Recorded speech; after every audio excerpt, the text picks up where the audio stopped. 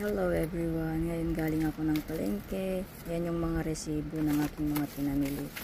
Kailangan kong kwentahin, lagyan ng mga pangalan kung anong klase yung mga binili ko. Di bali pag sa supermarket meron nang nakalagay, pero sa pag wet market kailangan ko pang ilagay kung ano yung mga pinamili ko. Tapos kukwentahin ko yan kung kulang o kaya nagsobra yung pera na ibinigay nila.